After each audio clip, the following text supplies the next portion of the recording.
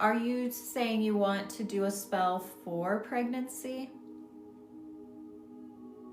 Or is something wrong in your pregnancy?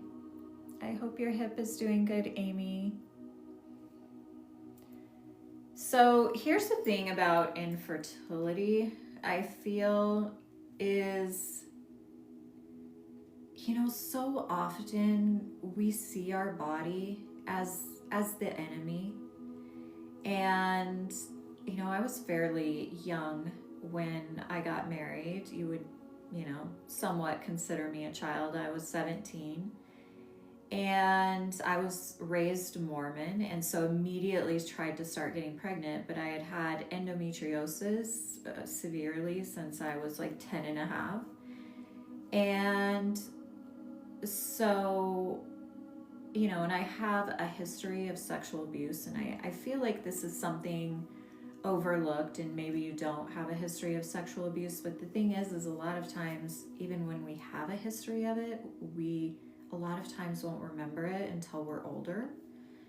But overall, I feel like women's bodies have been made this battleground for people to attack. And so even if there isn't that type of trauma, all women are seeing their bodies as the enemy, honestly. And looking back, so at 17, I was trying to get pregnant, which I guess that would be normal for anyone in the Mormon church, because as soon as you get married, they expect you to get pregnant. And I was not getting pregnant.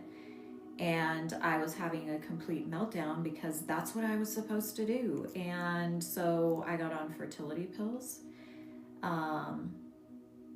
And so looking back, I guess, with the wisdom I have now, I know I was completely disassociated from my body for so long. I didn't consciously look at my body as the enemy. My body was trying to protect me. At that time when I got married, I was a tiny person. I didn't see myself as tiny, but looking back, I'm like, you were tiny. Within a few months of being married, I gained 20 pounds. Within like 6 months, I was up 60 pounds. It was like I started putting on weight so fast, you could see my body trying to protect me.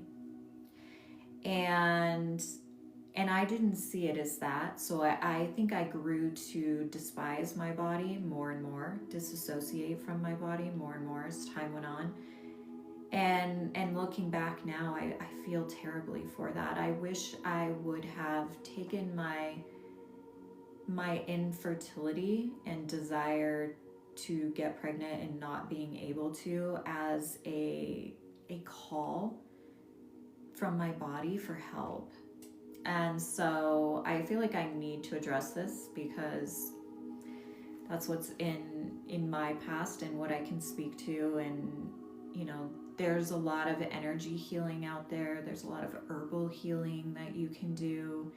And I feel like self-love and self-trust, if you're trying to get pregnant, is very important. And really recognizing that your body is not the enemy, and checking in to even know if you feel like your body is the enemy. How much do you judge your own physical body? And because you can do spell jars all day long for fertility, you can even, be taking the fertility pills like I was. And it's like you're forcing your body into a state that it's not naturally in for some reason that we have not identified. So yeah, I hope that feels helpful. Like womb healing, yoni steaming, all of these things, working with somebody who, a womb priestess, an herbalist that focuses on womb healing, I think would be really helpful, rather than going straight to doing a fertility spell jar per se. And I love the spells and stuff, but very often we kind of bypass our body's call for healing through doing the spells, and that's just not the way I work. So I'm not trying to be dismissive of your question or what may be going on, but I hope that helps you in some way. Thank you. I love being a fairy. Thank you, thank you. I'm gonna just check in on the questions. Thank you for being here. Hi, Michelle. I love seeing past. Thank you, Melissa. Past retreat sisters. Be careful, moderators. I love you so much and appreciate you. I had a few people from when Stella and I went live together who I think accidentally got deleted. They messaged me and said, I didn't say anything rude and I got deleted. Does that mean I'm deleted from all lives? And so just be sure whoever you're blocking actually needs to be blocked.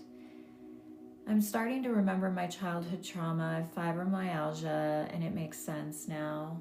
Yeah, you know, I'm not a doctor, so I'm just speaking from my experience and what I've seen with women.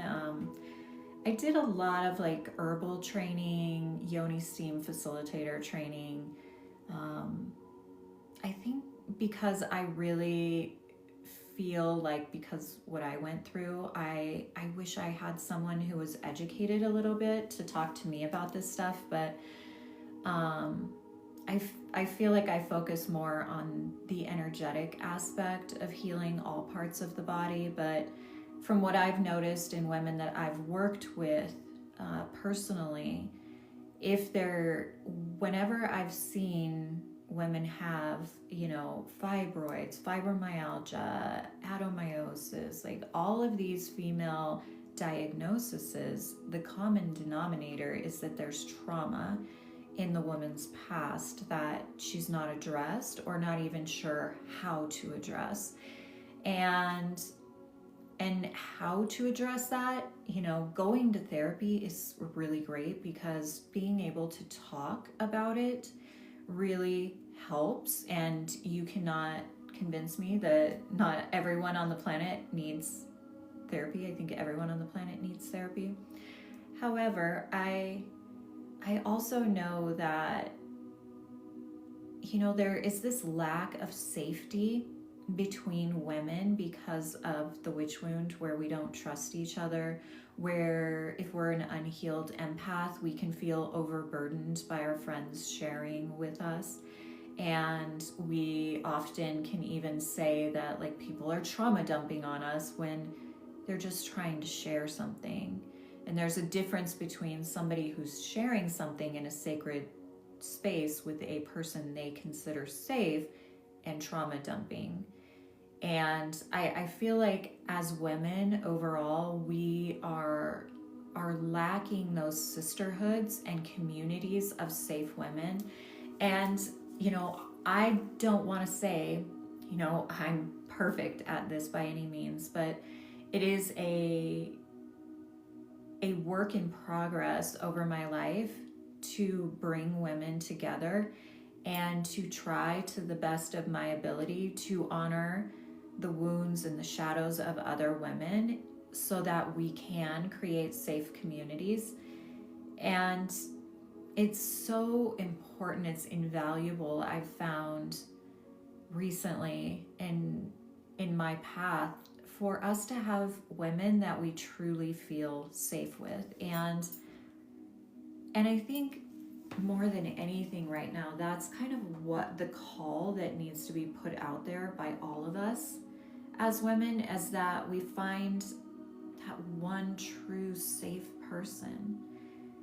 And that's not to take away from the need for community, because I think the community and being able to share with the community is invaluable. To feel seen and heard and held and witnessed by another woman, I've realized, like, even in my own circles, women have a hard time opening up, even when it's a safe space, because of their past trauma with women, where that has been turned on them, used as a weapon. And so we're afraid. And so, like, how do we find a truly safe space? And I think there's a need for both. That person, that sister, friend in your life that feels like home, and then also the community of sisters that feel like home. And I probably wouldn't have said this 3 years ago, because I've been so solitary and had so many relationships with women where the pattern just continued to go on and on and on. And it was like, I don't know how to stop the pattern. Like, I'm trying to stop the pattern, but it just was not stopping. And so it became this, like, safety for me was to be solitary, but I still had a longing for sisterhood and for a coven. And that's kind of where the desire to host retreats came from. I went to a retreat and I actually poured my heart out at this retreat. I think I was one of the first ones to just, like, everybody was being very surface level, and I just broke open and shared everything, because I had held so much, and I knew the one facilitator was so, like, I just felt like she created a safe space where I could do that. And you know, even in my own retreats now, I see some women will have those break open moments, and other women are still like, I feel it in them. They're wanting to break open. They're not sure how to share. They're afraid of oversharing. They're afraid of judgment. They're afraid of so many things. And so I just keep showing up to create that safe space of community. But, you know, my friend Stella came into my life, you know, about 3 years ago. And our friendship has grown, and we teach together now, host retreats together now. And what I realized was that I had to go through the healing of realizing that even though I may have come to a place where I was longing for that friendship or that sisterhood, I had to acknowledge why I was drawing in the type of friendships that I was drawing in. And, you know, it didn't mean that I was drawing, you know, like, I guess it's taking responsibility for your part in anything. And I feel like I was so accustomed growing up to being like this moderator, caretaker, where I had everything I did was to make sure my mom was okay. As I became a teenager, it became, I want my mom okay, so then I can do whatever I want and she'll leave me alone.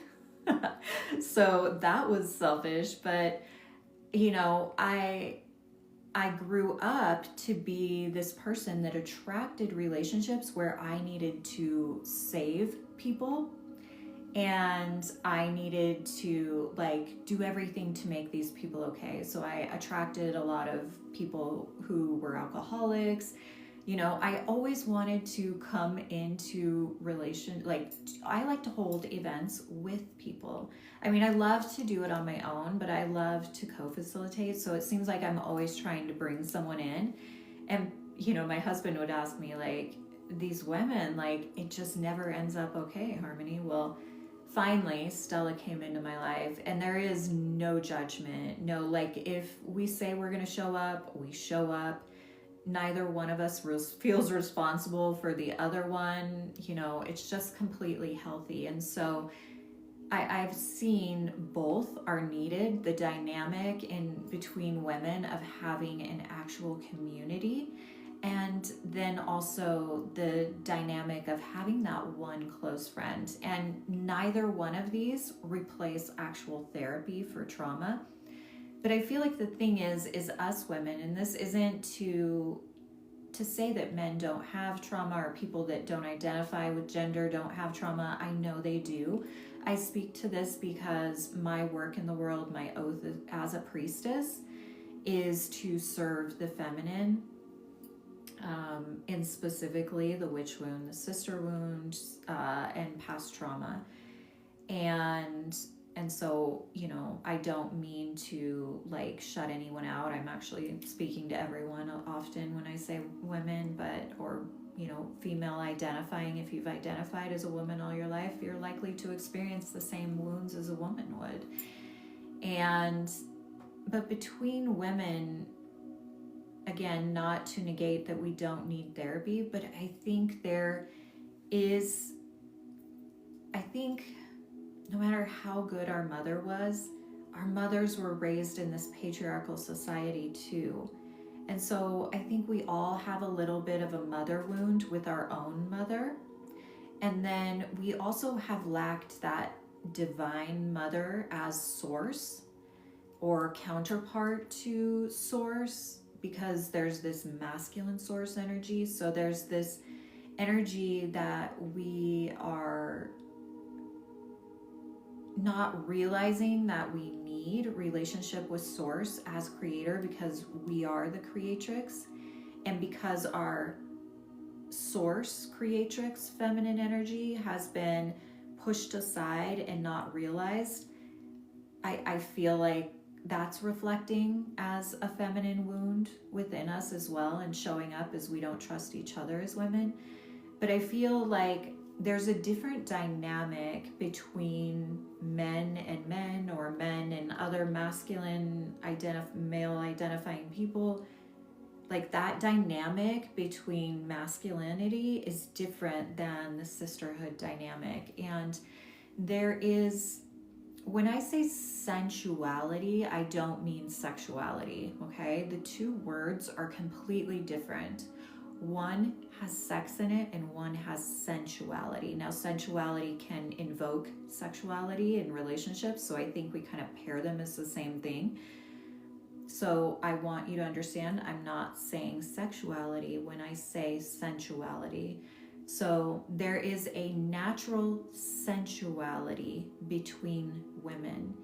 And this sensuality is important to talk about because it allows our feminine nature, our water, our earth aspect, the part of us that can breathe in the smells of Mother Earth and have our body flow with what that smell is, right? And you know, when we see something, that we feel it to the depths of our soul, there is like that type of energy between women. When I say there's a sensuality between women that men don't have, and men are usually very intrigued by this. I think often they're turned on by it, but women aren't doing this for that, right? I feel like women need one another. We need touch, we need nurturing, we need that sensuality, almost like nurtured or nourished, because it's been lacking in every aspect of our life, whether that be with our mother, with our grandmother, with source, creator, feminine aspect of source. Like, our sensuality is a gift as a woman. And I'm not saying sexuality, I'm saying sensuality. And so many of us women are so rigid. We've held so much and carried so much for so long that everything is trapped, and we are these rigid, you know, we go to hug other women and they're very like, I can't touch you. And then we have this thing in spirituality where we're like, I have to protect my energy, I'm not going to hug you, right? There was even a time in my life where my children brought up to me that I wasn't hugging them. And looking back over their life, I was like, I hugged you, I held you, I played with you. And when I actually got really honest with myself and went back in time, I recognized that I did hold and nurture and care for them. And there was something that happened around 8 years old. When both daughters turned around 7 or 8, I stopped hugging them. I stopped, nurturing them in that way. And at, the end of some soul searching and digging through, with my therapist, I recognized that I couldn't see myself at 7 or 8 years old. And so seeing them was triggering that part of me. And so it was like I was unconsciously shutting myself down to them. And so I feel like us as women, like we're not even conscious to a lot of the ways that our bodies are trying to protect us, which goes back to us like unconsciously actually seeing our body as the enemy, when our body was created to be sensual, meaning our body is highly attuned to the senses and that we have. And those senses exist within our body through the elements. So we don't even recognize that we have the elements within our body. We don't have a relationship with the elements. We don't have a relationship with our senses. And so like all of these strengths that women are born with innately have been shut down by living in a patriarchal society, which keeps the trauma cycle going in families. And healing that sister wound requires us to put ourselves out there and be willing to try and have our heart broken, and to love someone like a friend and have to walk away.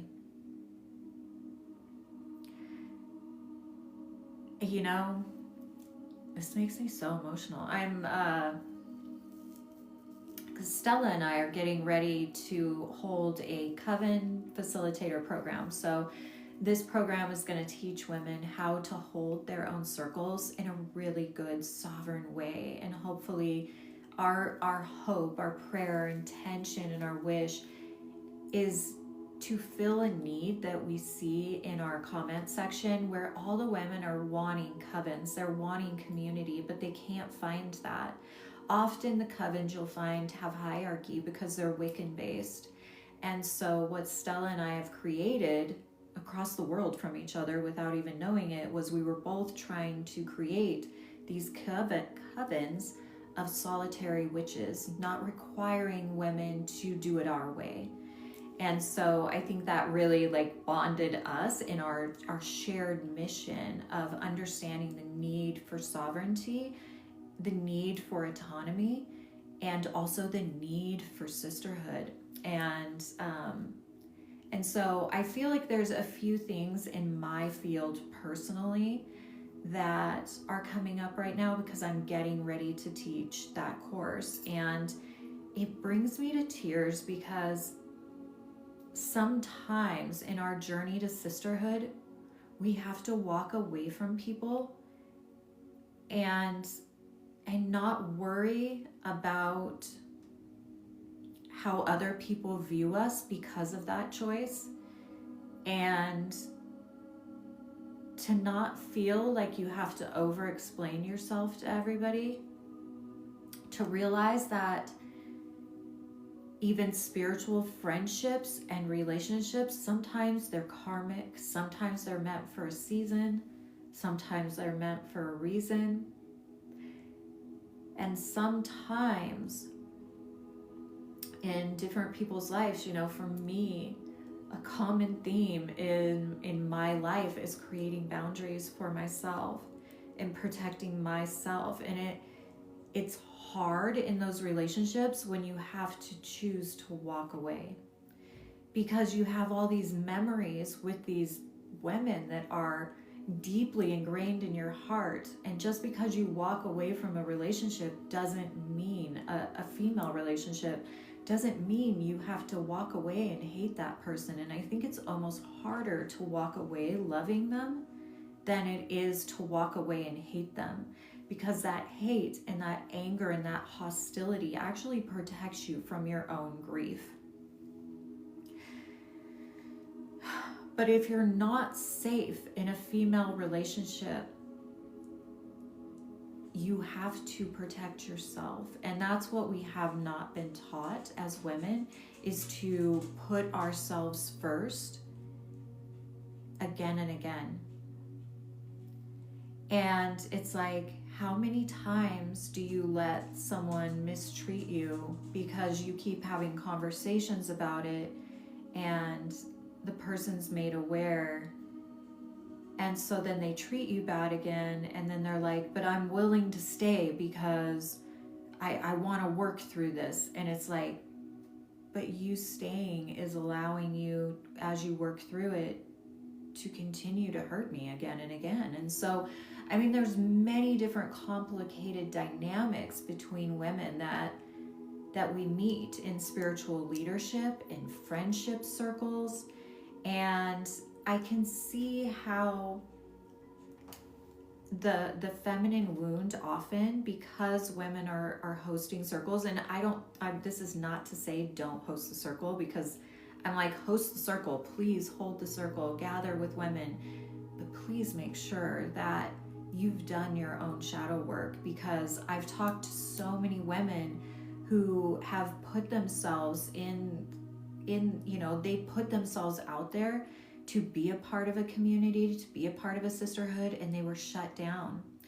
There was one woman who came to a retreat that I held that had gone to a few retreats where no one spoke a word to her the entire time. And this is heartbreaking for me. I still stay in touch with this woman personally, because I have this mission to show her that not everyone's gonna walk away. And even the facilitators didn't talk to her. And so I also recognize through these stories I've heard from women that women are trying to put themselves out there and finding themselves in a toxic circle. And then, I've seen women come into my circle who are toxic, and I see how it affects all of the other women. Spiritual leadership is not easy. I took a circle leadership course. It's the most expensive training I've ever done spiritually, even more than my yoga teacher training. But I learned so much through that allows me to be where I am now. And that doesn't mean only healthy women that have done shadow work and are completely healed are going to show up in my circle. But what it does ensure is that I have the ability to navigate that and do it in the best way possible. So when I walk away, I have no shame, guilt, or regret. I know every woman that comes into my circle is seen, witnessed, held in a way usually that she never has been before. But this one particular woman, I won't say her name, but I'll tell you her story. She went to a retreat and nobody talked to her. And she knew she needed healing. And she felt like she had a witch inside of her. And so she was like, okay, maybe it's because I am a woman of color and there weren't any women of color. So I'm going to go to a women's retreat that has women of color. She goes to a women's retreat that has women of color, and it was worse than the one with all the white women. So then she decided both retreats, no one spoke to her. Now, granted, I asked her, did you speak to anyone? And she said no. But in my mind, as a facilitator, no one should go unseen, unspoken to. Like, it just shouldn't happen. And so from there, she decided, maybe I need to go to a silent retreat. And I think this is what absolutely broke my heart, was she really felt like she was so unlovable, so disgusting when I talked to her about her story of trauma, that maybe the retreat that would heal her would be the intentionally silent retreat. So she went to a 5-day retreat where you were silent for 5 days. And it's not like she hadn't done that before, but the difference was everyone at this retreat was silent. And she said that was like the boringest, worst thing she had ever done. And I'm like, wow, how did you go through all of those retreats and just keep trying? And then she landed in our retreat. And the thing about our retreat was, she signed up and then she panicked and almost wanted to cancel and was trying to cancel. And so I'd emailed her a little bit and I was like, we're too close. Like, we can't offer a refund. I really hope you'll come. She ended up coming, and I think she has returned to more retreats than anyone else has ever returned to. And, you know, of course she wasn't the most talkative one there, but she is completely a beautiful woman. She's got such a loving energy about her. When you get to know her, it just broke my heart that she had ended up in those toxic spaces. And so, you know, I guess through my own trauma with women and all the comments in my feed about women wanting that coven, but also hearing that women are finding themselves in these toxic covens like this poor woman did, but nobody talked to her, not even the facilitators, and not even in one retreat, but 2 retreats. And let me tell you, it might seem like I'm not socially awkward because I'll sit here and talk, and you know, I'm a teacher and all of that. To speak publicly the way that I do has been learned. That was not natural for me. I'm very self-conscious and had to work through a lot with that, but I'm also very introverted naturally and also very socially awkward. So even though I can talk to you like this and seem like I'm just like can talk your ear off, I can be very socially awkward in social settings. And so the thing about my role as a leadership, as in spiritual leadership and women's groups and circles, is that now I'm just willing to be awkward. Like, you know, if I notice you're not talking to anyone, I'll go stand over there and be awkward. Because we can be awkward together, right? I think all of us are feeling a lot of the same things. I think all of the way that we come together as women, like, we can't have a matriarchy right now. A lot of people are sharing on social media, we need a matriarchy, right? And it's like, can we have a matriarchy right now? I don't know. Because I think the healing between women that needs to happen is huge. And, you know, they say every time a woman gathers in circle, the world heals a little more. I think every time a woman gathers in circle, yes, the world heals a little more. But our ancestors heal, we awaken a thread of healing just by being willing to put ourselves out there. Even if you end up in a toxic group, there must have been something meant for you there to recognize for you moving forward. You know, it's sad that we might have ended up in those circumstances, but we have to keep trying.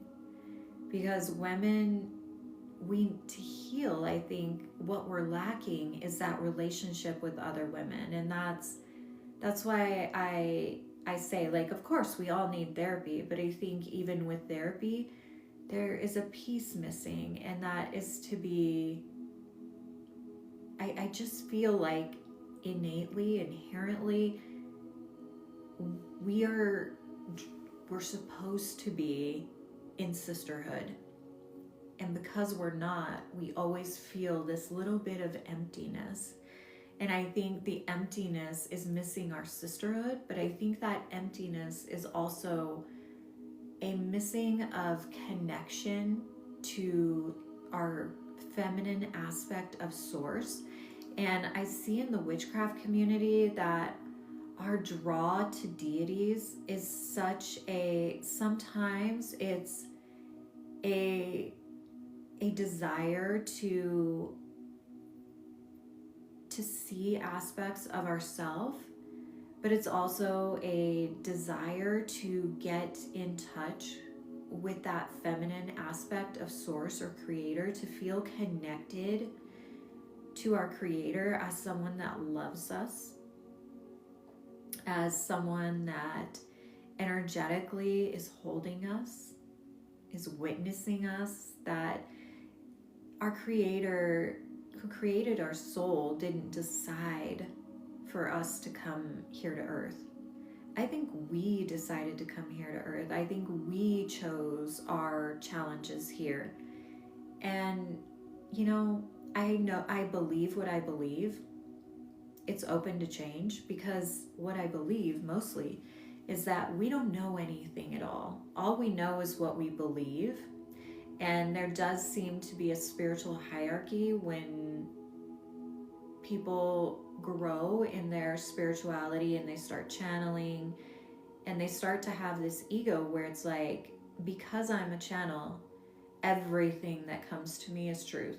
And that's just not me.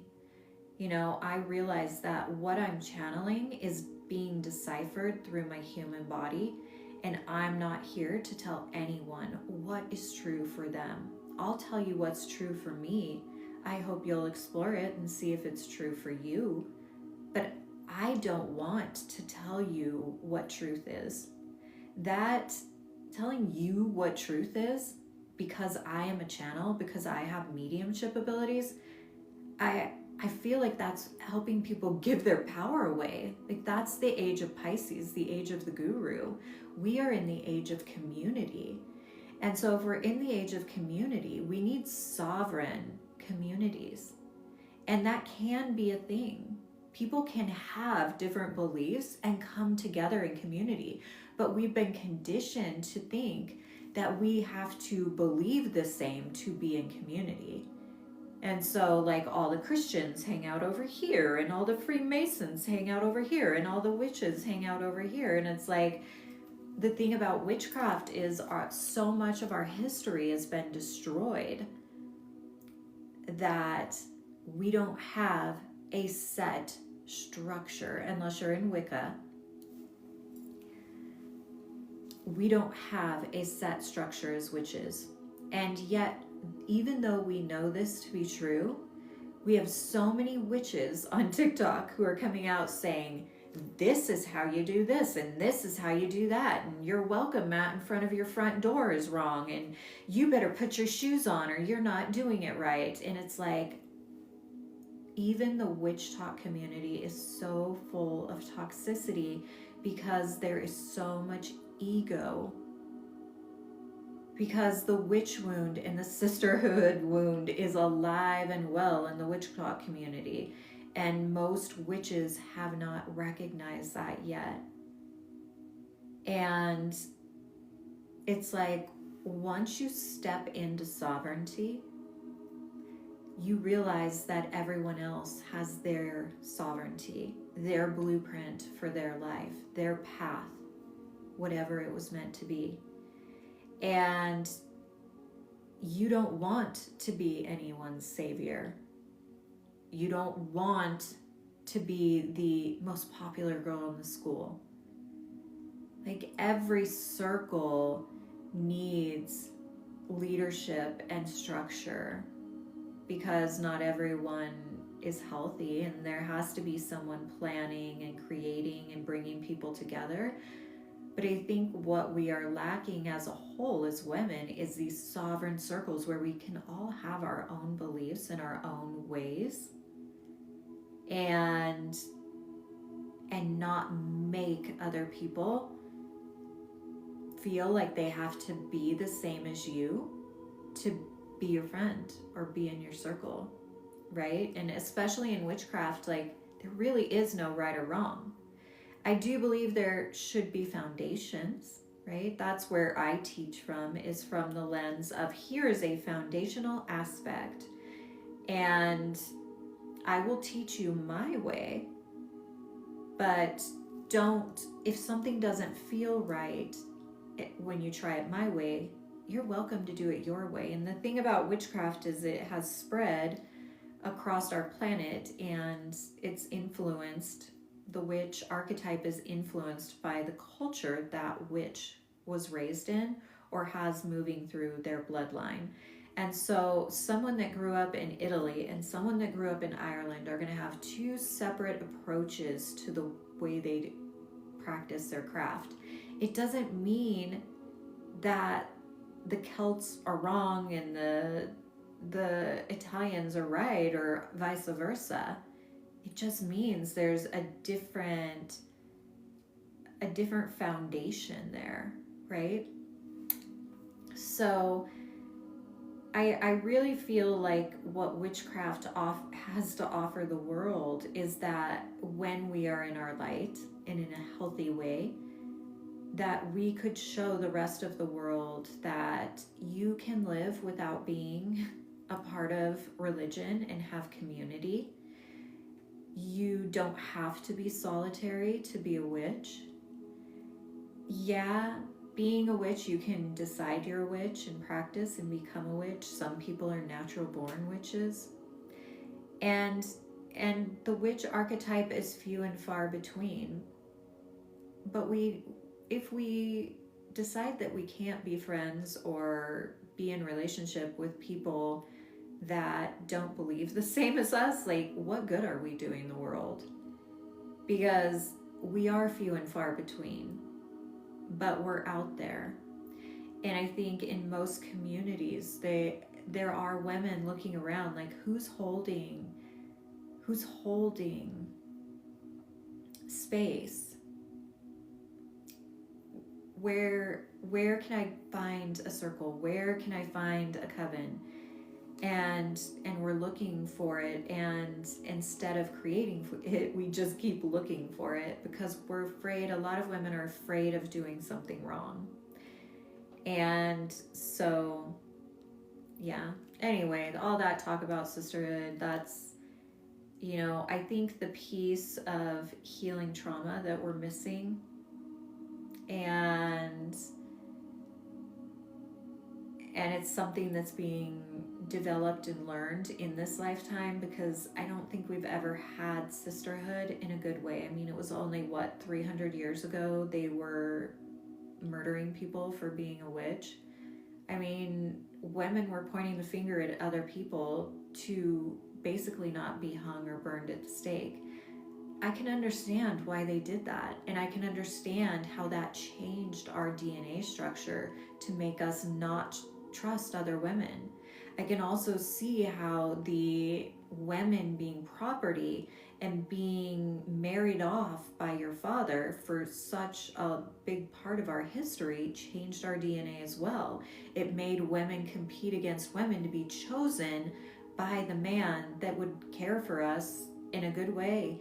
And to be chosen by the man, you had to be beautiful. You had to be all the things, which if another woman was more beautiful than you, then that meant she got chosen by the nicer guy sometimes. Or, I think all of that is influencing our bloodline. I think it changed our DNA, and our nervous system as a physical human is informed by our DNA. And so that wound between us, it's like our foundation is wounded, right? And so in this lifetime, I believe all of the circles rising up is us attempting to create that sisterhood again, to create that foundation. And you know, even though everyone's not doing it the way I would call right or in a good way, I really think the intent there when most women are going into having a circle is good. It's just maybe not all of the women have done work on sovereignty themselves, and so they don't know how to sit in circle and not project their own need to be seen and their ego on to the other women. You know, my friend Stella, one of her, like, I think her famous quote, like, it's like, one light does not shine brighter all on its own. When you bring several lights into a room, the whole room's lit up, right? But for some reason, we want to be the one flashlight in a dark room or the one candle in a dark room. And it's like, for me, I don't want that. I have created opportunities with other women at my side. So I should say we have created opportunities together for women to experience the joy of sisterhood while figuring shit out. You know, the first 2 or 3 retreats I held, there was a lot of, like, even between the facilitators, like one of the facilitators, her sisterhood wound was just getting triggered over and over again. She had something I never heard of before, a trio wound, where you can't have 3 people. And if you have 3 people, one person is always left out, where I always think 3 is the power number. However, when somebody is in a sovereign place and you're working with someone that is still in that codependent, like, that wound a little bit, it always, like, knocks it off center. And I don't think there's any way for us to just jump into circle hosting and have it 100% right the first time, or building a covenant, having it 100% figured out the first time. But I've learned a lot in the last 6 years, and yeah, Stella and I also, she's been holding sacred space for 8 years. 6 years I've hosted retreat, 8 years I've held sacred space, longer than 8 years, but you know, if you go back 10 years, my first circle I hosted was actually in my backyard with people that weren't even witches. I just invited, like, all these people that I went to high school with when I was young, and other moms of kids on the football team. Some of them wouldn't come because I had tarot cards there. And I made, like, little gift bags for everybody, and they had crystals, and everyone got a tarot card. We made brooms. That circle had alcohol there. We went in my backyard. I had a fire. We all laid around the fire. We did a guided meditation. It was so magical looking back. But would I ever have alcohol? So that night, funny story, my first circle, this is the first circle, because there was alcohol, at the end of the night, everyone was drunk. Circles do not need alcohol. It invites in spirits. It brings up everyone's shadow. So we're out in my front yard with these brooms we made, and we're pretending to fly down the street on our brooms, and everyone's laughing and joking. And a friend of mine throws what she calls an energy ball across the yard at me. Well, she's Christian, she's being woo-woo. I had already done, I was a yoga teacher at this time. I knew energy work. Like, this was kind of the turning point for me, where I realized I had to stop my own drinking 100% to fully be who I was. But even drinking, I knew I was not going to accept somebody's energy ball that they were throwing at me. To me, as a witch, that's a legit thing, and I wasn't going to accept it. So she threw the energy ball.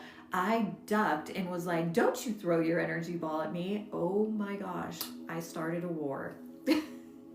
She was so offended that I did not accept her energy ball. Now, we're still friends. But she was definitely pissed at me for a few months. And, you know, I still think to this day she fully doesn't understand it, but she's not a witch. She's Christian, so she's not going to get it. But, you know, we were able to work through that. But what that taught me was that there should be no alcohol when you are having meditation. There should be, we weren't drinking when we did the meditation. We did the drinking after the meditation, by the way. But I mean, I was smart enough to do that. But, you know, trial and error, that's how we learn, right? That's why I say, like, don't beat up the circle facilitators that maybe aren't doing it right the first time, because to some extent we've just got to be like the fool card in the tarot and jump off the cliff because we're willing to do it and we're willing to try, right? And these are things that, you know, I think personally I needed to stop drinking because alcohol invites spirits in, and when you're channeling, which I already was at that point because I was teaching yoga, it was like where my channeling was really opening up. And it was like I never felt good after I drank anyway. It was kind of fun in the moment, but I was like, I don't want to play these games. Like, I want to have circles of women where we're not throwing energy balls at each other. Like, just, you know, we shouldn't be throwing our energy at anyone. And I don't know, I think it was something she said she's seen on TV, like, let's play a game, I'll throw my energy to you, you catch it and throw it back to me. And it felt so, like, everything in my body at that moment, even though I had been drinking, was like, no. So, you know, we learn as we go, right? So who decides what anyone does right or wrong? Nobody but ourselves. You're right. There really is no right or wrong. We learn as we go. Harmony, drink some water. Who's telling me to drink water? Is this Nevea? I can't see. It looks like it's Nevea. I do need a drink of water. Hang on, you guys. I'm going to have a drink of water.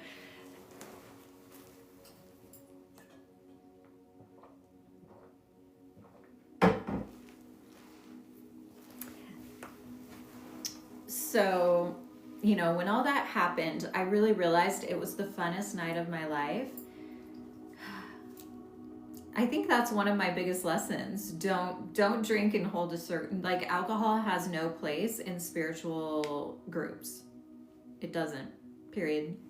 I don't think it has a place there. Biggest lesson in my life has been boundaries. That's the hardest lesson for me. Oh, I have to bring these puzzle pieces together, which, fine, okay, good. Creating boundaries has been a really hard thing for me. I think trying to learn boundaries, I would either build a whole damn brick wall with no doorway or I had zero boundaries and was completely, like, open to everything. Like, I am your doormat. So I don't drink or smoke either. Yeah, I think both are not good. I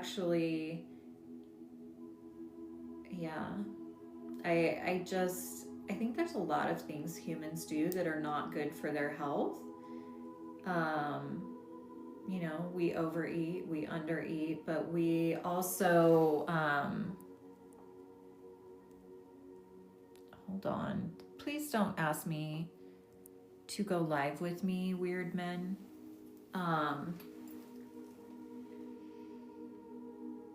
I think there's a lot of unhealthy things, but we judge some things as more unhealthy than others. Like, we judge drinking and smoking as worse than overeating, or, you know, cutting, self-harm is on that list of, like, I just think all coping mechanisms that we use are signs that we're wounded, and we wear those on our sleeve, and then humans judge them. Like, they put them on the scale, and it's like, there shouldn't be a scale, because they're all speaking to a wound.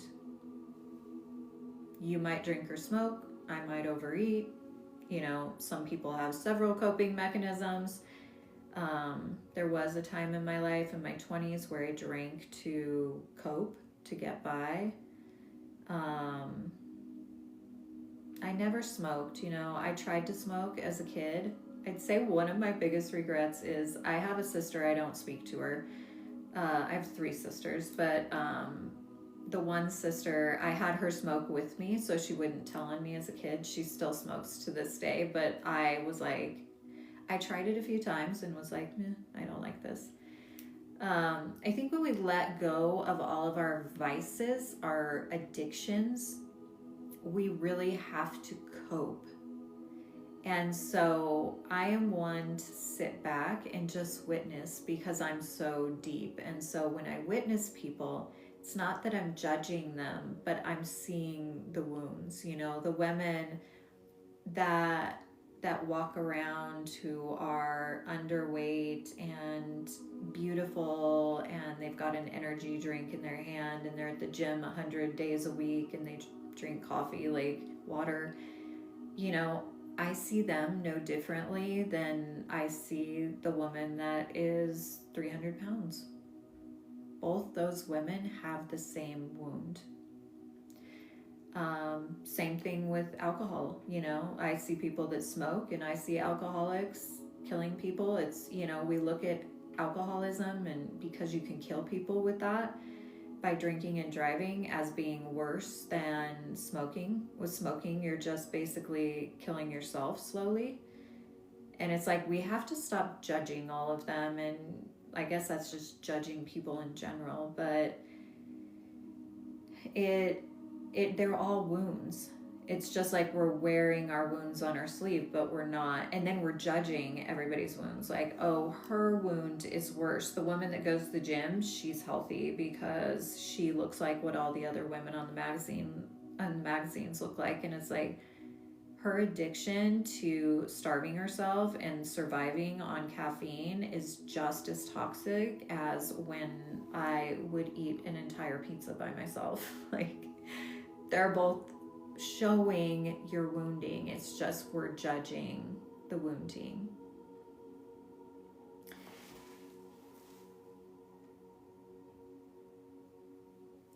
Trinity, I'm not sure your question. Did you confront the issue or did you allow their path to continue without your intervention?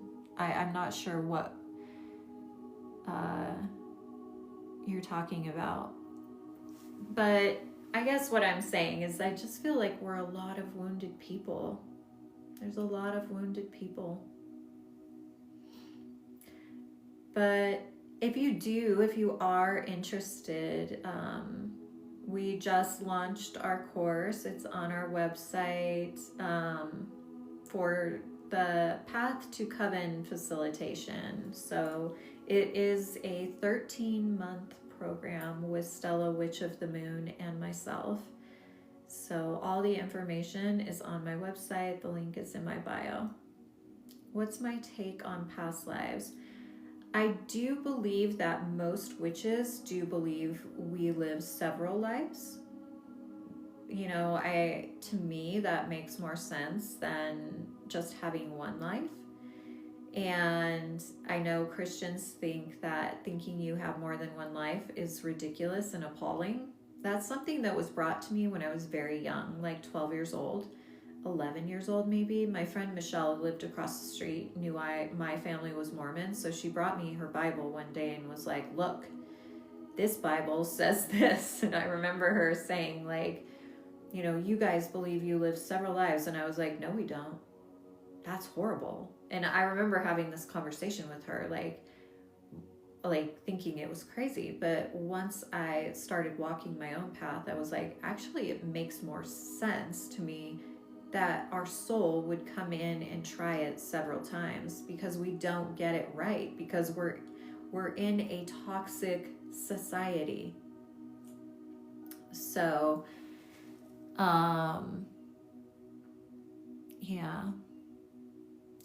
I seen it pinned for a second, Marjorie. It just went away.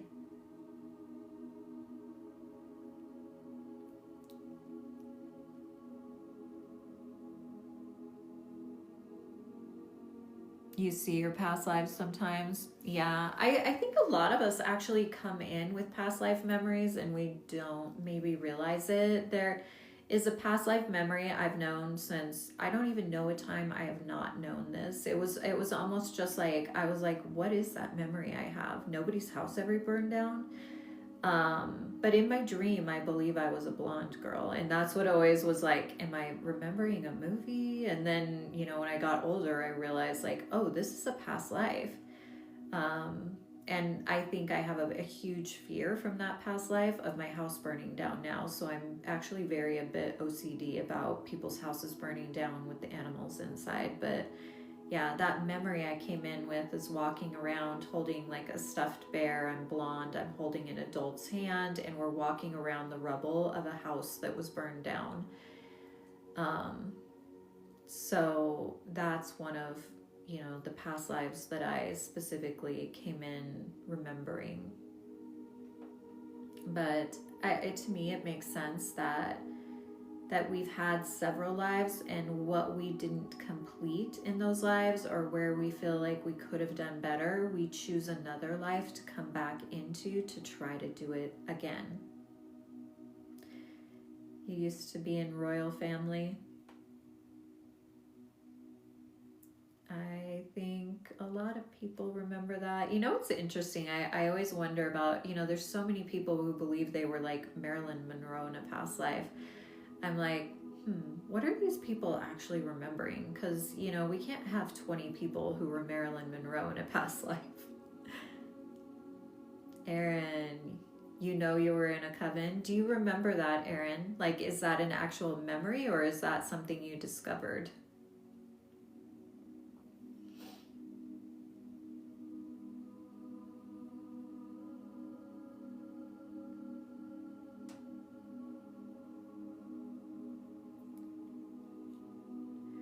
Do you guys see the AI summary thing that comes in as like discussing past lives?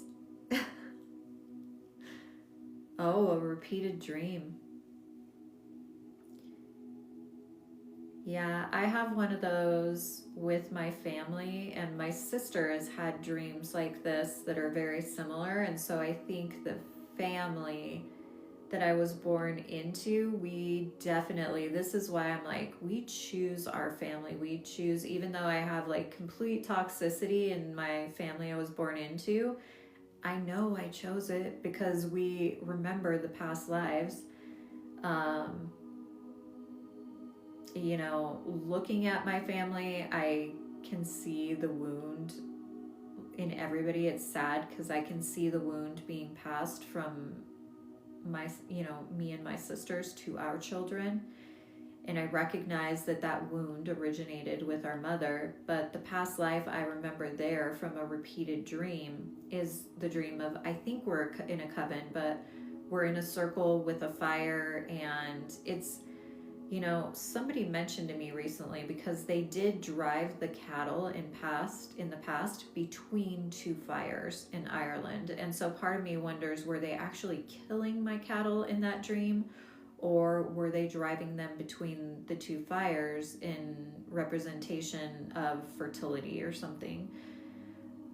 All I know is that dream of being around that fire, and my mom and the sister just younger than me, like, they were not good witches in that dream. And yeah, they were the way I perceived it was they were killing my cattle. So I mean, someone brought up the fact that they could have been driving them between the fire, which could be true, but my feeling around the whole thing was they were killing my cattle, because I did come into this life with this, like, I love cows so much. Like, whenever I stopped eating meat, before that I stopped eating cows because I just love cows. Like, my empathy for the cows is like unhinged.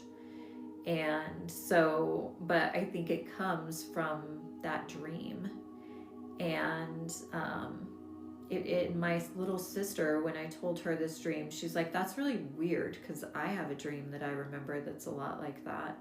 So I just don't think that that's a coincidence that she's having a similar dream. and it is all women in a circle, but I'm like crying, and my mom and my sister are just laughing like this evil, like I see it as an evil witchy laugh. So, you know, I know not all witches, the work that they do in the world is good, and I even know myself, like, you know, the first spell casting I did was curses in high school. So I am well aware that I came from a lineage of witches, like from my great grandmother, but I don't necessarily, even though she told me we were healers, could stop people from bleeding. I don't know that everyone in my lineage was a, you know, people call it like a witch of light. Someone, the person that led the circle facilitation thing, she would refer to me as a witch of light, and other witches of light were being attracted to the community. And I don't consider witches light or dark, black or white. Like, a witch is a witch is a witch. Like, the type of way that you practice your craft speaks to your personality. Please, weird men, I have no desire to talk to you live. Please quit asking. So I do think past lives can come in through dreams. I think they influence this life, absolutely. You know, I kind of laugh when people say, this is my last life. I'm like, oh, really? I think the people that this is their last life aren't going around saying this is my last life, because I think they've come to an evolution place where they realize, like, if they weren't coming back to this life, that, you know, it's almost like I had this moment when all my kids got to be like, they were all in teenage years, and one of them was like, I think 11 or 10 probably, and I was like, this is the last Christmas. It was like all of a sudden in that moment I realized I wasn't going to have Christmas with toys and all of this stuff any longer. And I recognized in that moment that every Christmas before that was wasted by me stressing about money and what I had to give them, and if I had enough to give them. And we put ourselves in debt and drove ourselves into bankruptcy over freaking Christmas. But it was like, in that moment, I realized when it was the last time, I spent all the money and didn't care. I didn't stress about it. I was more in the moment that holiday than any other one. And I think those of us that are in our last lives are looking at this life with a sense of gratitude that you don't see other people have. And that's how I know that someone's on their last life.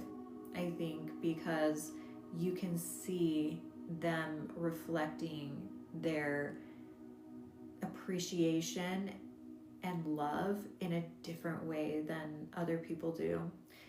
And I also think that a lot of people you can see, like, I do believe there will be a lot of us that maybe it's our last life and we come back as what some would call an ascended master, where we're still devoted to this planet and the people here.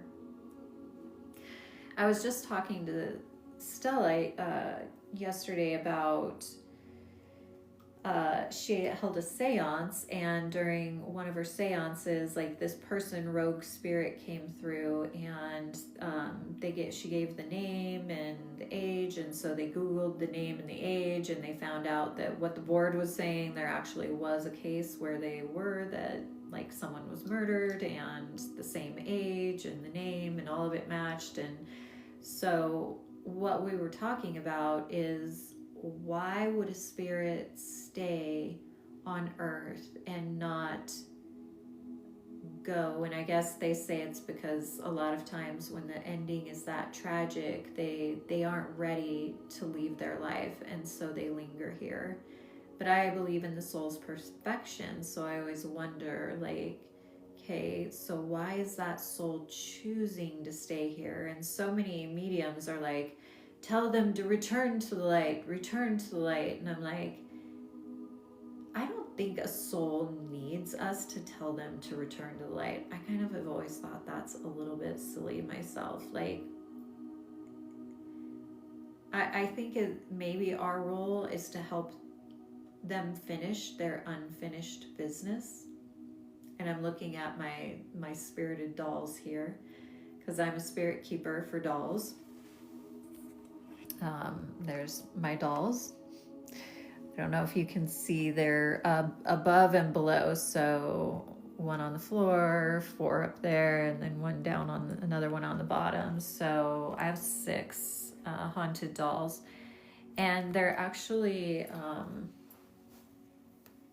they're not a problem at all. I kind of wish the spirit from the one that was a child who was abducted. I thought my work with her, I still think my work with that doll is to have her spirit go to the other side. But every time I think that her spirit is fully disconnected from the doll and I try to give her to a child or something, she's like, no, I'm staying with Ursa, which is the other doll. So people think it's creepy and I'm a little weird for having the dolls. Actually, my mother, I found out, who I haven't talked to in 4 years, someone in my family showed her a live of mine where I showed my dolls, and she was convinced that I had bound her and my sisters to the doll and was using them like to torture them. And I'm like, that is the most ridiculous thing I've ever heard in my life. And my other sister was telling me about this, and she was telling my mom, I know my sister, and I know my sister would not do that. And I'm just over here like, do you really think my life is consumed by you enough that I'm gonna waste my life like torturing you through a doll? I think what that speaks to is that, yes, there are witches in my family. Yes, everyone's aware of it, no matter if they go to church or not. They're not out of the broom closet, but I think their projection of those baneful works is knowing the baneful works that is going on in their heart. Yeah, I just wouldn't. I honestly don't care what they're doing. So, I do love my dolls though. And even though I love them, and their spirits are very gentle, I've only gotten rid of one haunted doll. And that wasn't because of my relationship with the doll. It was because my son was living here and he swore the doll was haunting him. And it was kind of funny because he comes and gets me one day, and you see this black mirror behind me. He comes and gets me and is like, stand in my doorway, which is across from this room. And he's like, look in your room. And when you looked in my room, you could see the doll's image reflected, like glowing in the mirror. We even videoed it and took pictures of it because I was like, how is that happening? Like, we were trying to figure it out because it's a black mirror and it did look like it was glowing from that angle. Still not sure why, but I agreed to getting rid of the doll because he was convinced. He had just started working in the EMS field, and he was really having a lot of bad, like he said he was a black cloud, like got all the worst of the worst calls. And he was convinced part of it was from that doll. So I sent that doll away to Snake Lady. Sometimes you see her in the comments here. And she took her.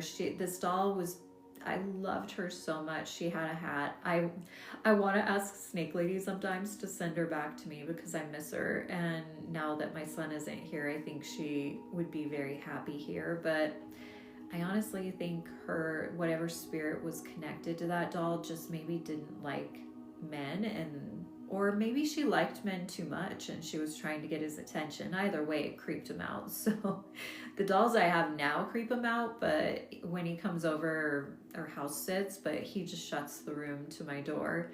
I think he's just creeped out by dolls in general.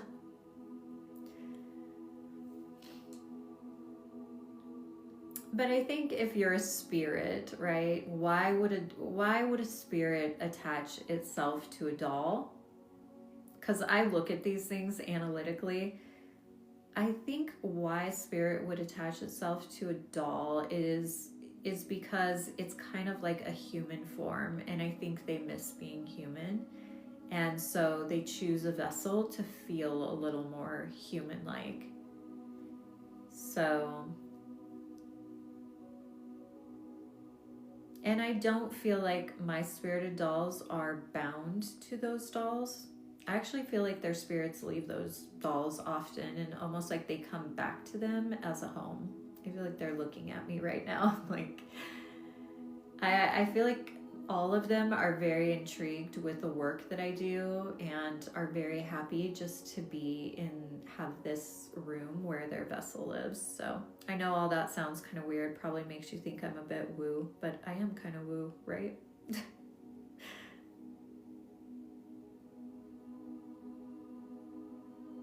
Yeah, I really don't feel like they're. I've brought them to retreats and set them up in the front entryway in Sedona. By the way, we do have space left for practical magic. Go sign up. If you want Sisterhood, go sign up. Do it. Like, I feel like everybody's stopping living this year. We have got to not stop living because the world has gone mad. Like, the world needs to go mad, and everything needs to destruct because it's crap. So instead of looking at it like everything's terrible, we need to look at it like it is self-destructing and it's ugly, it's not pretty, but I'm still here and I'm not going to quit living my life. That is my thought. However, most of the time, every year, this is the first year Practical Magic has not sold out by this time. And I believe it's because this is a bit crazy of a time in our world. So I think people are living in fear. They're afraid to get on a plane. They're afraid to put themselves out there. But if there's a year you're going to do the thing, let it be this year. Because I think if we learned anything in 2020, it's how the government can make us go into fear response and make us stop living our life. And I feel like 2020 was wasted a year for many people. Actually, 2020 was one of the years spiritually, I would say I amplified by a millionfold, because I think I enjoyed the world being shut down, because I think I had lived so fast for so long, and that was my youngest child's last year in high school as well. So I think I was coming to the end of an era for my own life where I had to be the mom and go to football games and cheer and all the things, and I took that time where everyone was on lockdown, and I drove to Sedona weekly to meditate with this old man, Steve. And interesting that it was a man. I should reach out to him. I don't know if he's alive. I hope he's alive. I met him through someone I met in Salem. Her name was Linda. She did crystal scrying for me.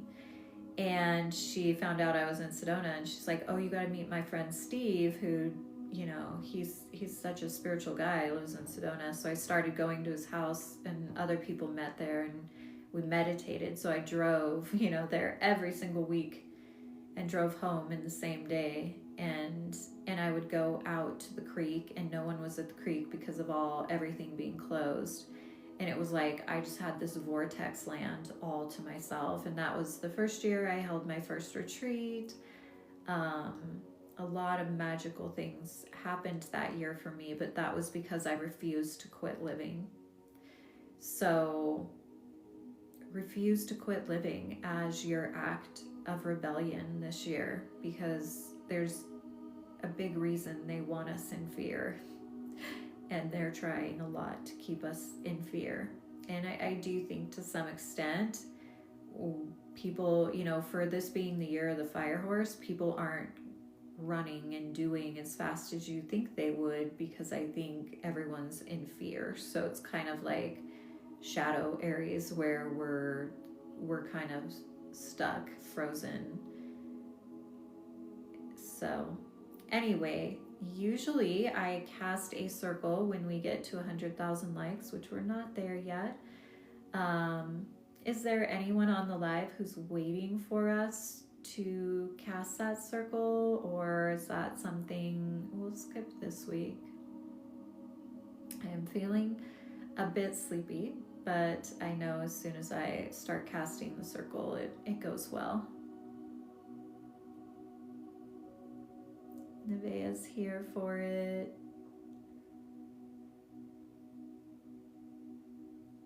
Hello. Hi, Spiritual Pisces. I didn't see you were here. Margie wants it.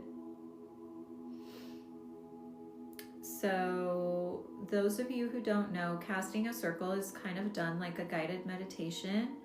You can be a part of it by saying, Haley, you're tapping as fast as you can. Okay, I feel like every week I have a responsibility now to do this for Haley because I know Haley shows up for this. So even on the weeks where I'm like, maybe I shouldn't do this, I'm like, oh, if Haley's here, I've got to do it because now she told me she is here every week for that reason.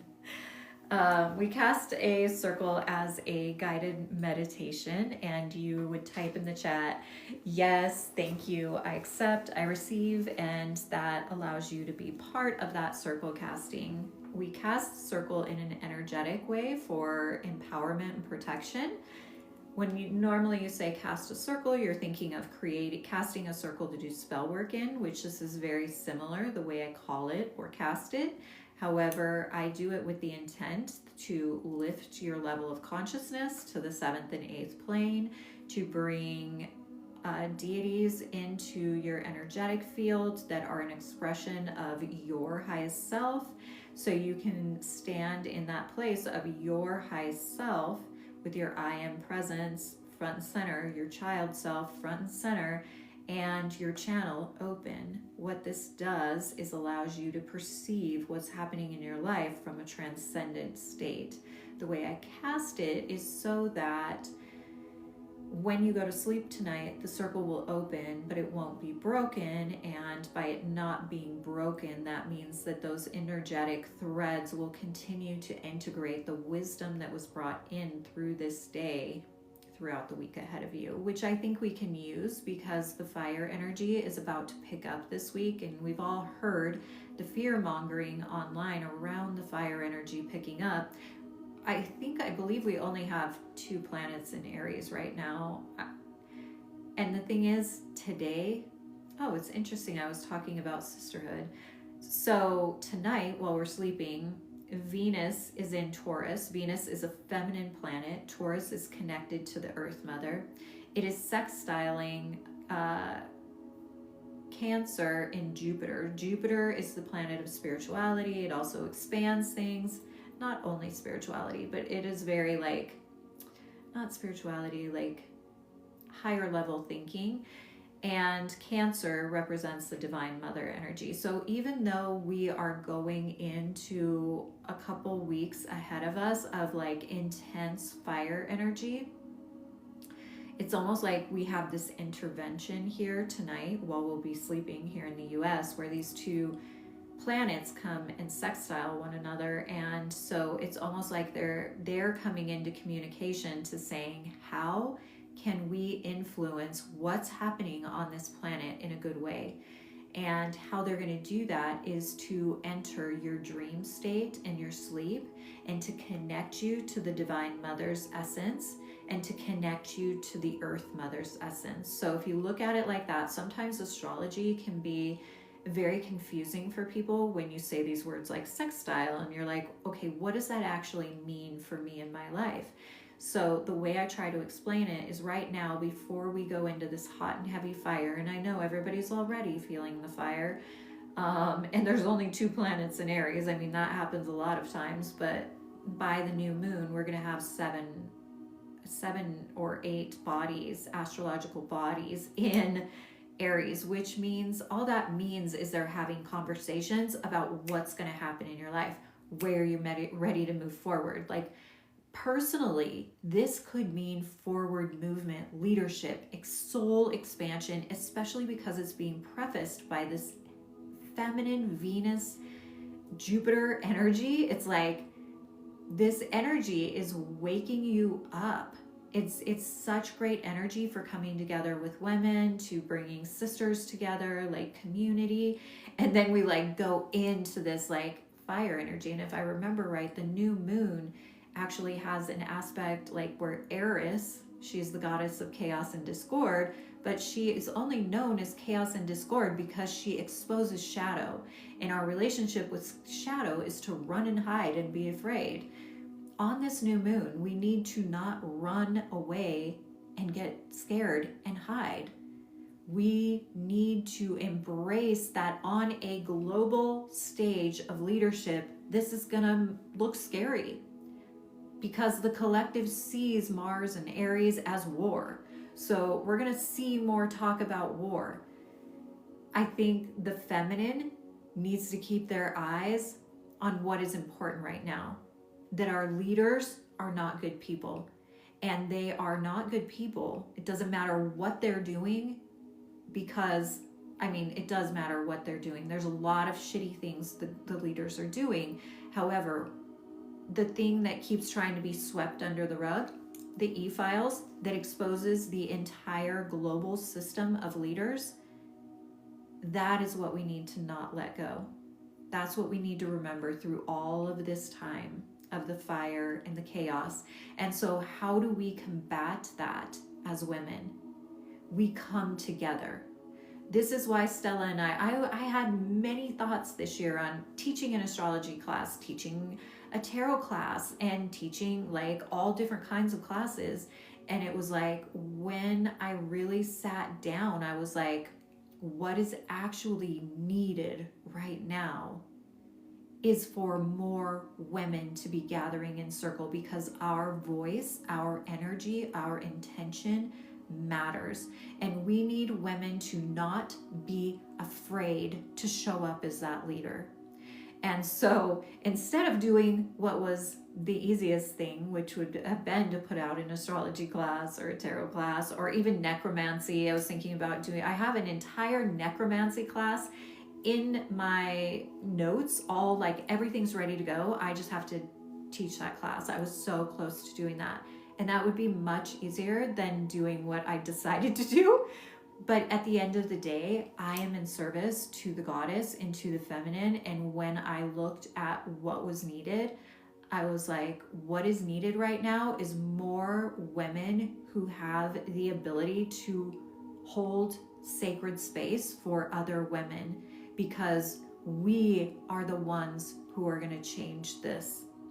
And right now, we are the ones that are the most triggered, the most disembodied, the most in fear, and we need to become sovereign. And we need to trust other women and have communities. So Stella and I decided to do that course in coven facilitation, because it was like, okay, this is what's needed. It would be way easier and funner for me. No, it wouldn't be funner, because I think this will be fun. It's just, it scares me a little bit, to be honest. But I think the things that scare us are what we need to do most, right? So the necromancy class will come. It's just, I was thinking I was going to put it out now. So when we went into Season of the Witch, I had this whole necromancy class like coming out on how to work with talking to the dead. And, this is a part of my practice I hold very sacred. I don't talk about it a lot. I don't even talk about my own abilities a lot, because I don't want to be a medium in this world or a psychic. But these abilities inform my craft. And so I was actually very excited to do this. And honestly, I've got the entire thing structured. I've got all of the website notes and information ready to send to my girl who helps me with my website. And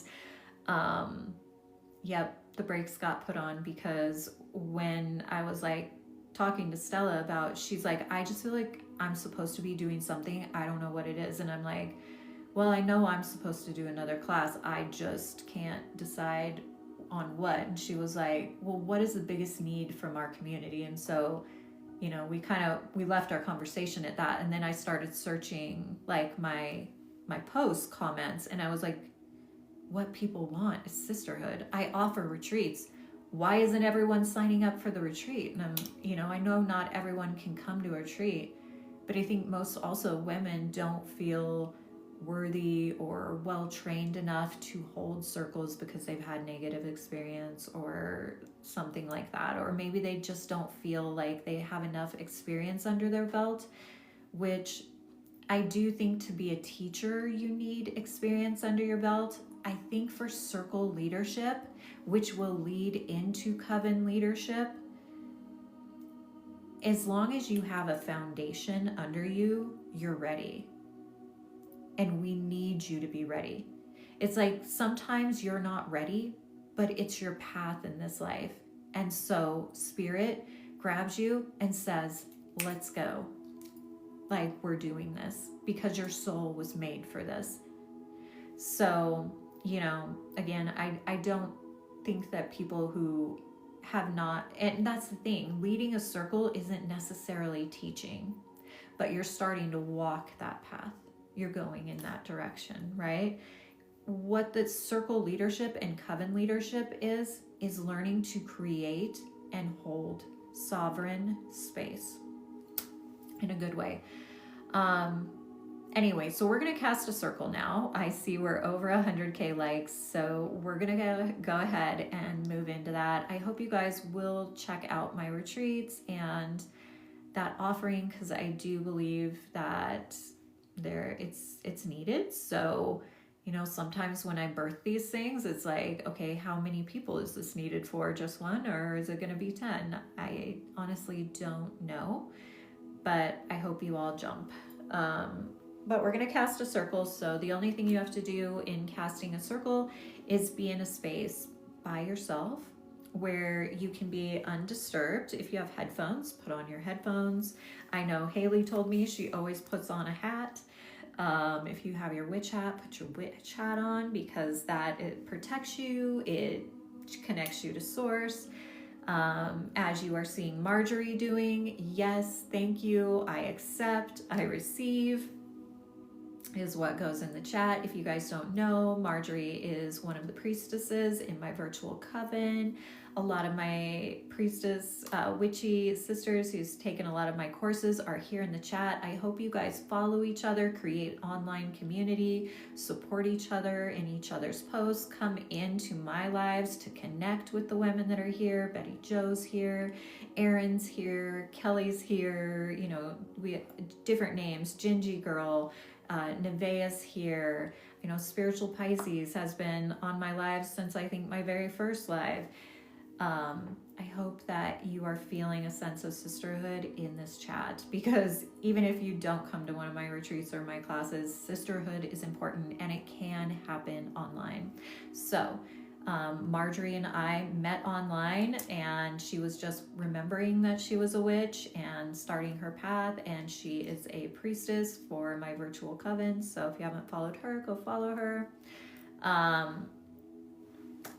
So I love Nevaeh's always like, drink some water.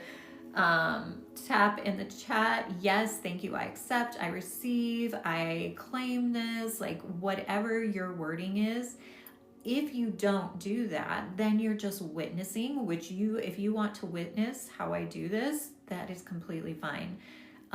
You witnessing doesn't mean that you're accepting it into your energetic field. To accept into your energetic field, the reason it's like stating that out loud or typing it in the chat is you're saying, okay, I am casting this circle. Now, I am casting the circle, but I am doing it in behalf of you. This is the only spell work that I do really on behalf of anyone else, unless like you're someone really close to me, because I really don't believe my path is not doing spell work for other people. Casting this circle of protection and lifting the energetic space up, I do every Sunday. And so as I cast this circle, when I say bless us as we call your name, I'll say a deity's name like Hecate, and then I will invite, that is your invitation to say that deity's name with me out loud 3 more times. This, along with your tapping, I accept, I receive, whatever it is you're putting in the comments, is solidifying that sovereign circle for you. So even though there's a thread that's connecting all of us through time and space, the circle I am casting for you is your individual sovereign circle. So don't think that you're opening your field to all of these other people, because the way I cast it is it's a sovereign sacred circle that I am casting in behalf of anyone that is here. So let's go ahead and get started. So you're going to go ahead and close your eyes. And if you can, I want you to have a nice long spine if you're seated. So from your sit bones all the way to the crown of your head, your nice tall line. If you're lying down, you're not turned on your side. You're lying on your back and your heart is open. So we're going to do this a little differently today.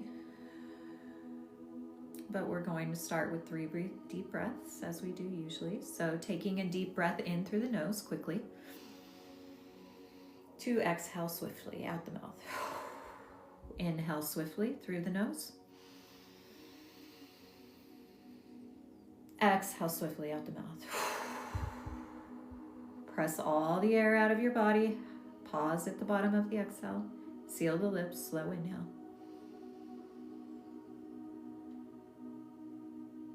Fill the entire body up with your breath. Hold at the top.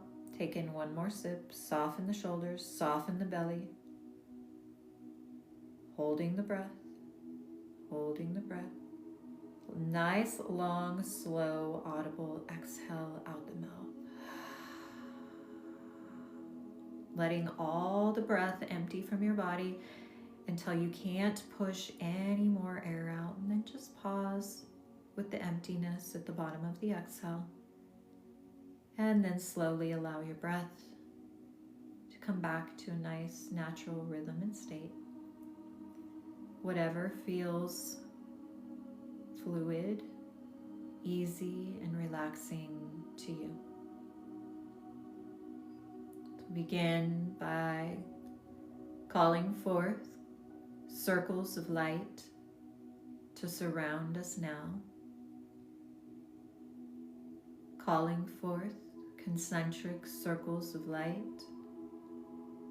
to surround us each individually. Pulsating colors of light, witnessing them without judging them, without placing definition on them. Just watching, allowing curiosity to help you arrive fully present here in the center of these sacred circles of light pulsating around you.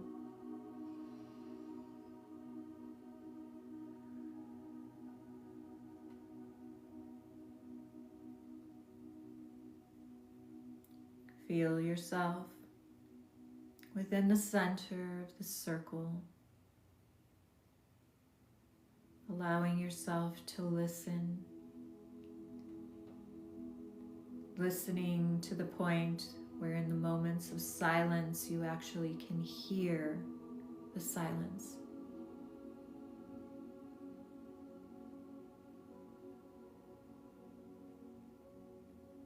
Noticing what colors or shapes are happening behind your closed eyes.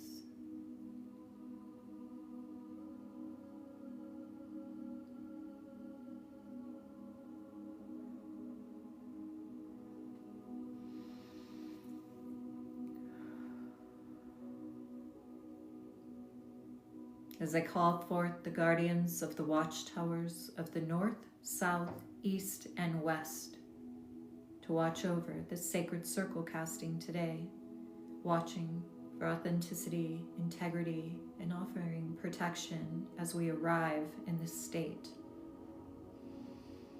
Guardian of the north, keeper of earth, I invoke the spirits and the elements of earth to join us now. Keeper of the crossroads, keeper of the keys, mother of witches, She who lets none of her children go astray. You are never lost when you are in her embrace. She is sharing. She always knows who you are, as the Earth Mother always knows where you are.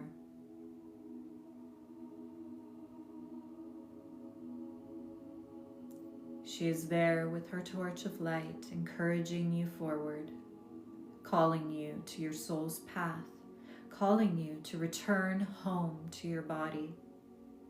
Today, she's handing us each a key. With this key, we see ourselves in the center of the sacred circle, unlocking our third eye, unlocking the back of the heart space, which actually, as we do, simultaneously, dark feathered wings begin to sprout forth. As you more fully embody in this moment your earth angel energy,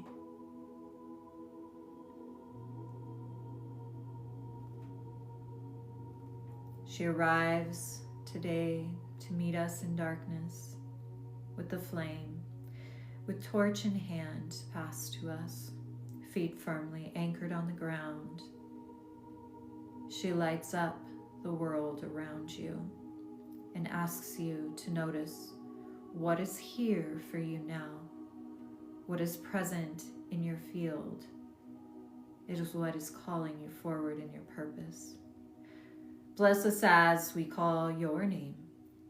Hecate, Hecate, Hecate, Hecate.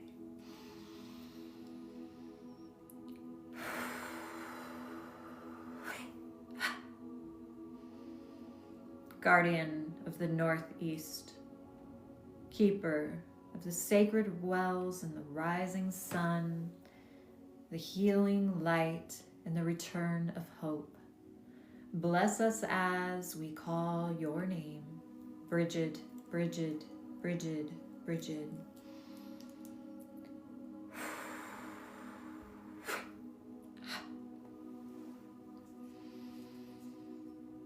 Guardian of the East, keeper of air, I invoke the elements and the spirit of air to join us now. She of 10,000 spells, she of 10,000 names. Goddess of transformation, of putting the pieces back together. She arrives today with her winds of change, invoking the spirit of air to blow through your hair, feeling your breath of life within you, awakening your connection to air. Bless us as we call your name. Isis, Isis, Isis, Isis.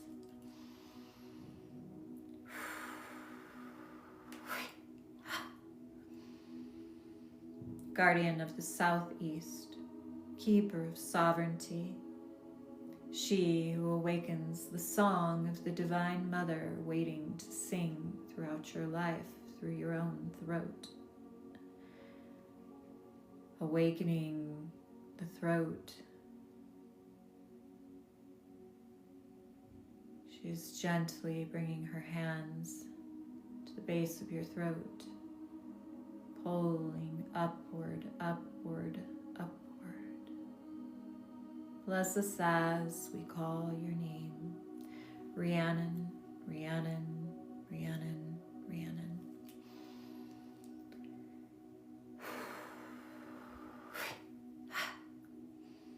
Guardian of the South, keeper of fire, I invoke the elements and the spirits of fire that need no introduction this week. As the spirits of fire are here this week, they are here this month, they are here this year.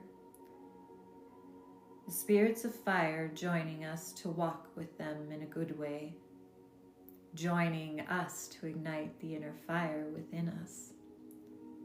Queen of the Fae, she who knows love is the way. She who walks with both righteous rage and the most delicate, gentle, loving kiss that awakens the heart field of all who are blessed by the touch of her lips. Bless us as we call your name, Anya, Anya, Anya, Anya.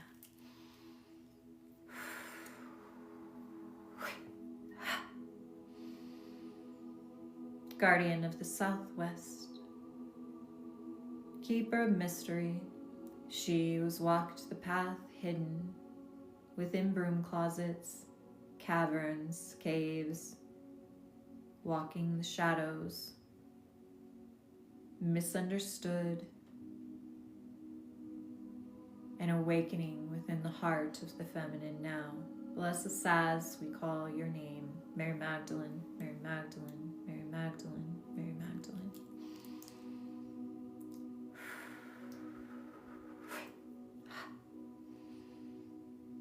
Guardian of the West, keeper of water, I invoke the elements and the spirits of water to flood over us now,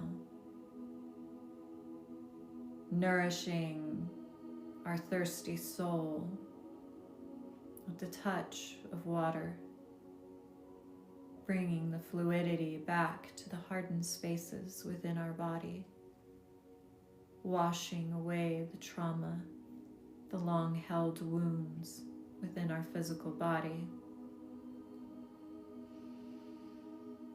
Keeper of the cauldron, she who shows us the gift of alchemy, of bringing the water in the cauldron to the fire, to pouring in the herbs and the vegetables and the magic.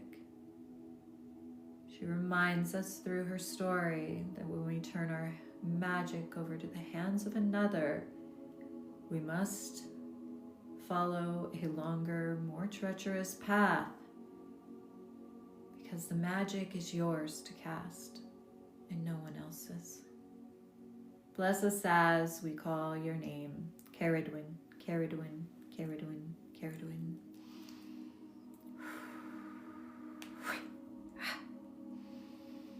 Guardian of the Northwest, weaver of our sacred circle, queen of the witches, goddess of the oppressed, daughter of Diana, she who is more present in the heart of humanity now than she has ever been, but also is unrecognized, unnoticed, awakening your inner fire to rise up for those who may not be rising up for themselves. She is awakening the activist within you. She is awakening the leader within you. She awakens the fire within you. And today she weaves our sacred circles sealed as a queen that she is. She binds us together in wholeness with all aspects of self, witnessed, reflected within each deity we called forth in this sacred circle today. Bless us as we call your name, Aradia, Aradia, Aradia, Aradia.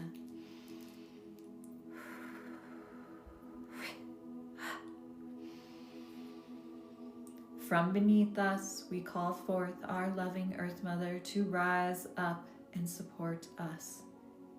A soft place to land, the connection to our physical body, anchoring the bottom of our sacred circle. We call forth the indigenous who walk the land before us in a good way, the ancestors who carved a path, who possibly went unnoticed. We call forth the ancestors of each of our bloodlines sovereignly, individually, in each of our sovereign circles, of those ancestors that walk with us in a good way. We call forth the Fae, the elementals, and the gnomes as protectors of the Earth Mother and the realms of the ancestors. We call forth from above us the star brothers and sisters, the night sky that shines her light through the sacred stars upon us, energetically creating opportunities for change on this planet again and again. We call forth the home of our soul on those planets that are far, far away, where you as a seed resided. Call the star brothers and sisters to witness for our sacred circle, pouring through our channel the wisdom of what our first home had for us as a soul. Bringing your hands to heart center and call forth from the recesses of our heart the child within to run forward in this safe, sacred moment. As she runs forward, he or they run forward, they arrive at the front of your heart, ready to join you in your mission moving forward as part of this sacred circle. At our heart center, we call forth our I am presence, who we are meant to be, who we will become, and who we have been, all here now, ready. And we lift this sacred circle up, up, up to the 7th and 8th plane of consciousness, where divine knowing and miracles take place. While anchored into the earth, we rise to transcendent realms to absorb wisdom for our path, the knowing without question. And as we come into this space, we bring our awareness now to our womb, or our hora if you don't have a womb, which is in the same space. Bringing your hands here to connect with this energy. Here in this space, I want you to envision a hot air balloon, and you step into the hot air balloon. The basket is woven tightly. There is a figure in one corner of the basket who controls the hot air balloon, but you don't recognize this figure. It almost just looks like a shadow. You open the door and you step in. As you step in, you realize you've become one with this shadow figure. The shadow figure has been here. It has a message to tell you right now. That before you move to the next step or stage or height of your journey, there's something to be acknowledged about you here, now. As you acknowledge in silence what this is, you will simultaneously be reaching your hand out and grasping a piece of yourself that has been floating around outside you. I will give you a moment now.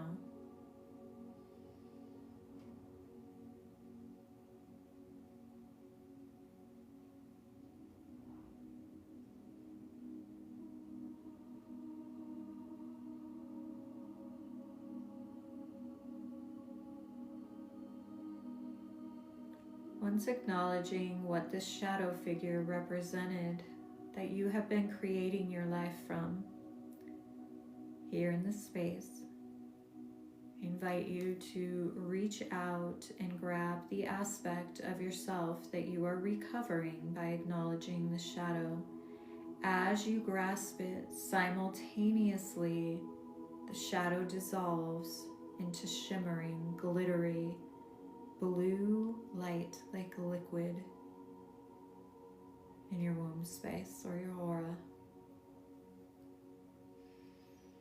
As this happens, the hot air balloon begins to lift from your womb space.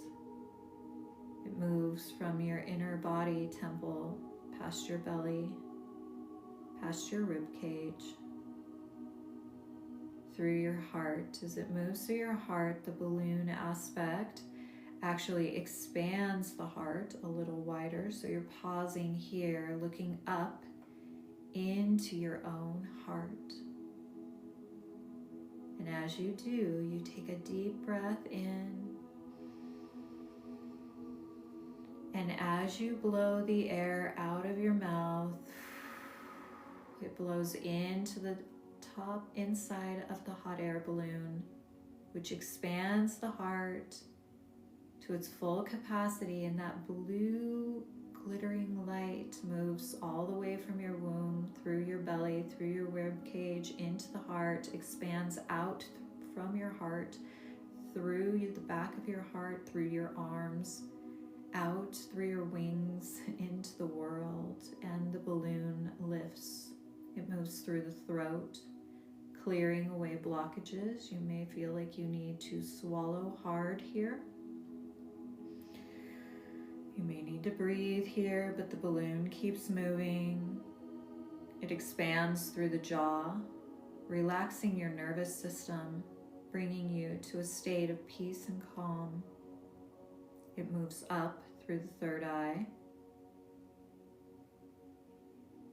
and gently through the crown of your head, rises up 3 to 4 feet above your head, and you linger within this basket, looking around. Notice what you see. You see your life. You see yourself living in your home. You see the words that you say about yourself that create the identity of who you see yourself to be. But in this moment, you're realizing that you are the one in this balloon, that the body you see is the vehicle you chose, the home you chose, the temple you chose. What have you done with or to this house, this temple, this vehicle that you were gifted to move through this human life with?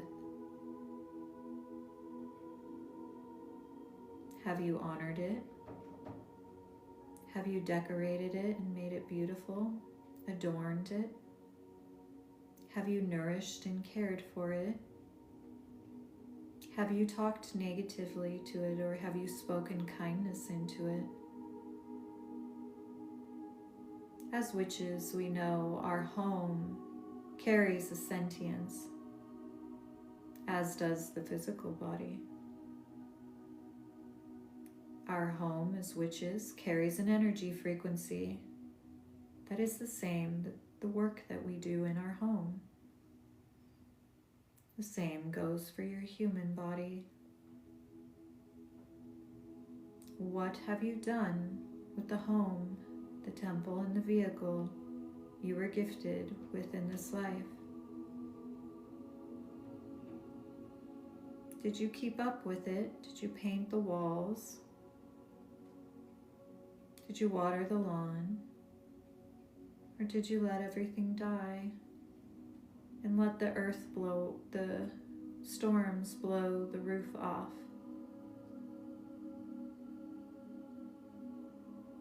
Notice how life may have weathered this beautiful home that you were given. And then bring your awareness back to the one that is in the hot air balloon.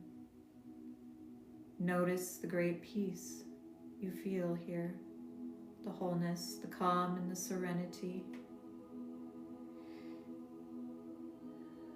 Make a vow to yourself in this moment as the hot air balloon begins to descend back into the body with you, that you will take this awareness of how you will love your body better as the home, as how you will devote and dedicate new ways of living and being, talking to yourself.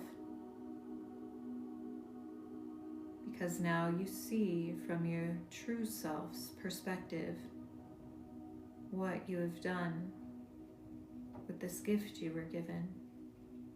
As the hot air balloon descends back through the third eye, through the throat, you begin to relax the trunk of your body as you feel your soul descending back into your body.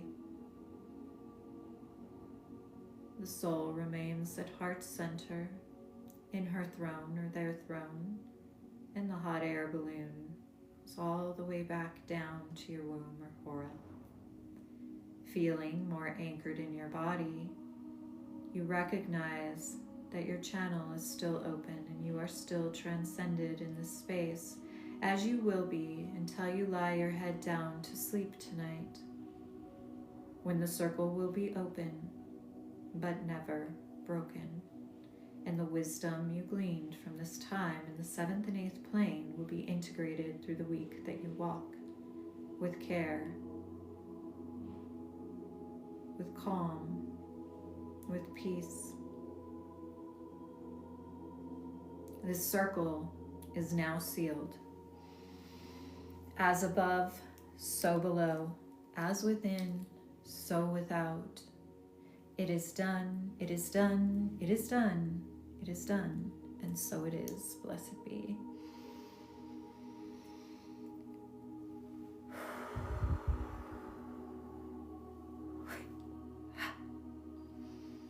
Deep inhale. Gently blink your eyes open as a long, slow exhale comes out of your mouth, and we arrive back here now in the chat. Thank you for staying with us for that. We did it a little different today. I kind of felt that coming in this morning. If you'd like to share anything about what came in for you, you're welcome to do so. Thank you for being here with me today. If you have not checked out my retreats, please go check out the link in my bio. Go check out my page. Go check out Witch School. Look at the Sacred Path to Coven Facilitation. See if you feel that's right for you. In my last post, there is a coupon code for $333 for anyone who joins. I think it's within the next 2 months it's set for. Hi, Crunchy Witch, Tanika, bless be, I didn't know you were here. Hi to all my Coven sisters. If I didn't see you, I'm saying hello. Sometimes I don't connect the name of your handle with who you are, so if I didn't acknowledge you, just saying hello. Thank you for being here. Stella and I are planning on going live tomorrow evening around 5 o'clock Arizona time. I saw Aradia. I ended up with a cat and a dog on my lap during meditation. That's so sweet, Betty Jo. I saw blue, pink, purple, and butterflies from yesterday's circle. Oh, I love that.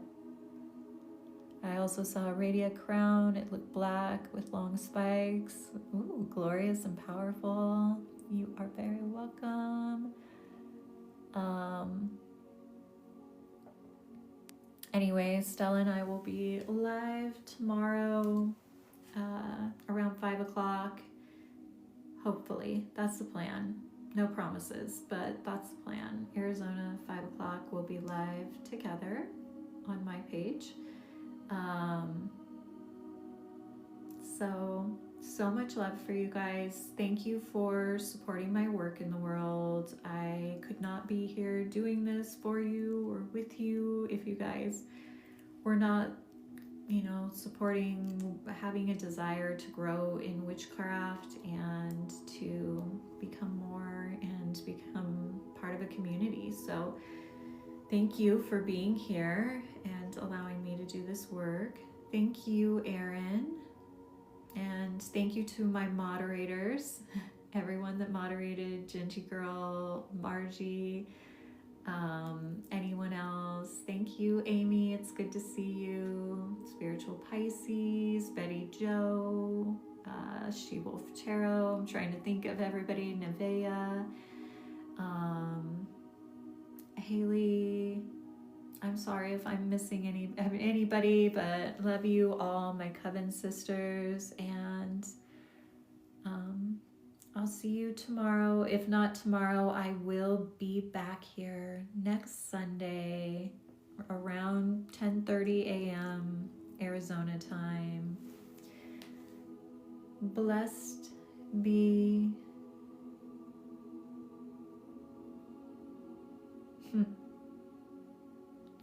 I will go drink some water, beautiful sister. Thank you for all the comments and for protecting me so fiercely, moderators.